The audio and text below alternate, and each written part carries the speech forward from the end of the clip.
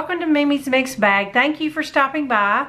Today is day 6 of Christmas in July, and today I'm bringing you a pretty easy one. I was at the Goodwill bins, I would say a few weeks ago, and I found this really cool long metal container.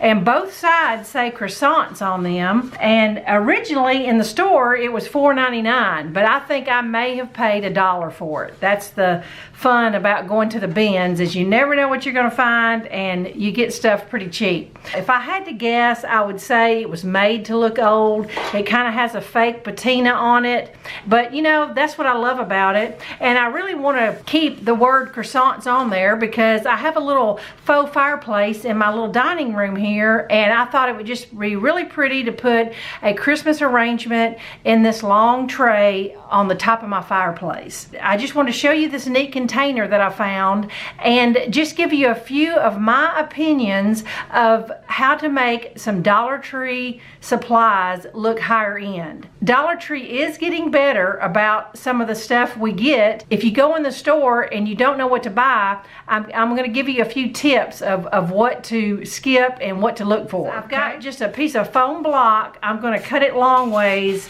and I'm going to put it in my container here. And so the first thing I want to talk to you about is just everyday arrangements. I just went and grabbed a few flowers that I had. These are some that I thrifted as well. I actually paid 99 cents for these. I'm sure it was in the bins. That's normally where I buy my faux flowers. They're not necessarily Christmas, but they do have a winter look to them and a few little icy looking sticks in it, and so I think it'll be really pretty for Christmas. But what I want to talk to you about is, like, when you go to Dollar Tree and you're looking for some Christmas flowers, I'm trying to get it in the camera here where you can see both flowers.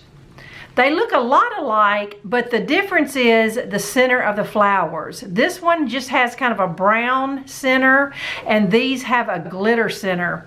And that is the telltale sign that these are probably dollar store flowers. Now, I'm not saying all flowers that have glitter are cheap, but I'm just saying that if you have a choice, avoid the glitter. And because in nature, the centers are not glitter, and these just have a more realistic look if you get the ones that have the brown center. It's okay to have glitter in everyday arrangement as long as it's kind of a sparingly. Now, if it's a party decor, you know, that's when you can really put on the glitter. Here's another example of this or that, and this is some greenery. Just look at the difference. This one is dull and flat, and this one has a shiny look, and it just has a plastic look. So if you do have some choices, always go with the one that's dull or fabric looking versus the plastic look. Here's another one.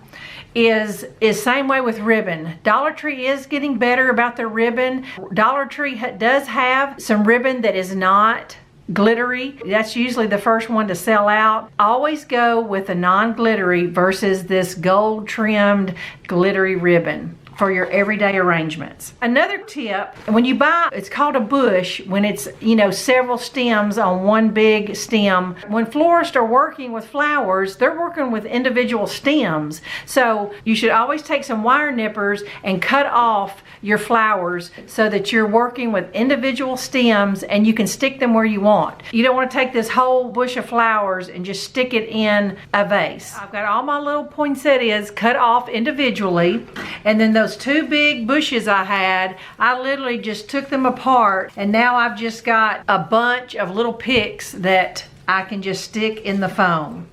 And this is something that I'm going to add to my arrangement. I've just got a little piece of wire here that's 3 or 4 inches, and I'm going to, I don't know, cut about 12 inches of my ribbon, and I'm going to dovetail one end, give it a little fancier look on the end, and then fold it over.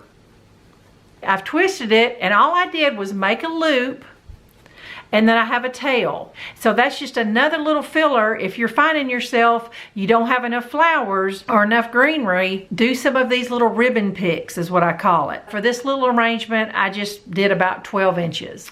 All right, here's another something that you can add to an arrangement to give it a little higher end look. Instead of just sticking the stems in the foam, you can buy this stuff at Dollar Tree. I've seen it at Walmart and lots of places. It's called Excelsior cedar. It's called Spanish moss. There's all kinds of names for it, but it's just like this little hay stuff, and you do that before you ever do your flowers, because there's no way you can really cover up your foam after your flowers are in there, and your little stems will go just straight through it. So now once that is laid in place, I can just start putting flowers, and count your flowers and see how many you have. If you know you have 8 poinsettias, then arrange them in a way that just gives a symmetrical look.